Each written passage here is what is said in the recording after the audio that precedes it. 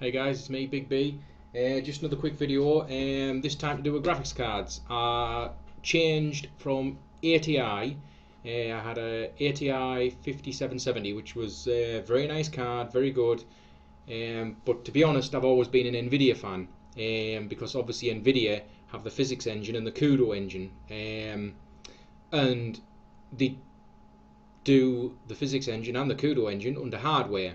Unlike the ATI, which if it has to use the physics engine, it has to use a software version, and I don't even think it can actually do CUDA. I'm not quite sure. I don't think it can.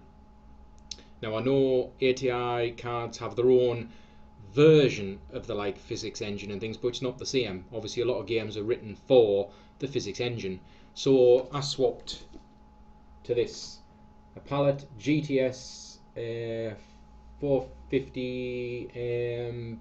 What do they call it? It's a Sonic edition. Sorry, mind went blank there. 1 GB of GDDR5. Very nice card. Enjoying it so far. I'm just getting it installed. All the physics is set up. I've put my video converting software on, which I'll be using to convert this, and it automatically saw that it had CUDA and enabled that, so any video converting should be really quick. Specs on the card: the GPU is a little bit higher than the ATI one I had. The ATI was 850, this one's 880. The memory's a little bit slower, but that's not really a problem. Overall, it operates pretty much the same speed, but where you do get the benefit, obviously, is if your card, if the game you're playing or whatever you're using uses the physics engine. On the ATI, you'd have to do it via software. On the Nvidia, it does it via hardware, and obviously is a lot faster. Everything seems to work fine so far. I mean, it recommends you run games at about 1680 by 1050. It's a sort of budget card at the price it was. That's the market it's aimed at.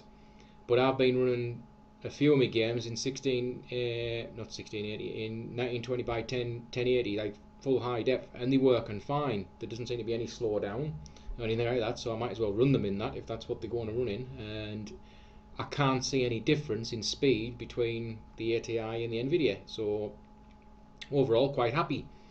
And some of the physics effects you get are quite good. The smoke and the particle effects are excellent, really good. So far it's looking good. I've put a few games through it, like I say. Ruse, Company of Heroes, the new online version, works very well. Settlers 7, things like that. Some of the higher games, I'm going to run a few more through it just to test it. I haven't benchmarked it yet. I've getting the new Heaven benchmarker version 2 and ran it in DirectX 11, and again it does it. As like any budget card, DirectX 11 starts pushing it a little bit, but it still does it fine, and it seems to all work. But I haven't benchmarked it with that yet, or benchmarked it with anything. I've just gone off literally what I've seen, what I've ran.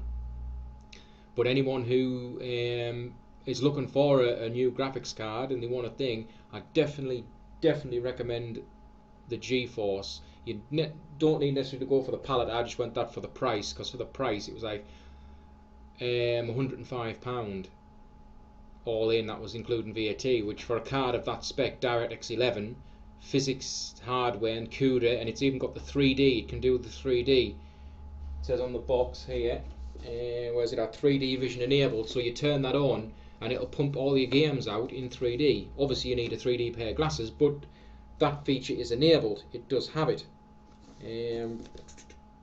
which I haven't got any 3D glasses, but it says eye-popping 3D, and it's just like another driver thing it installs. I haven't ran it yet, but it's down in the control panel when you go down there, and it enables a 3D mode of the card. It's called 3D Vision Photo Viewer, so you can view your photos in 3D, or you can enable 3D vision, which I assume just turns everything 3D that you're looking at. I don't want to do that because it'll probably go like mental on the screen, but it has got that feature, so really good. So I'm going to leave it there, guys, because we're coming up to the 5 minutes. It was just a quick video to let you know. Any questions on it that you'd like to know, about any other spec on it or anything like that, just drop us a comment and I'll get back to you. But so far, guys, Nvidia price range, they're starting to beat ATI now. So let's hope it continues.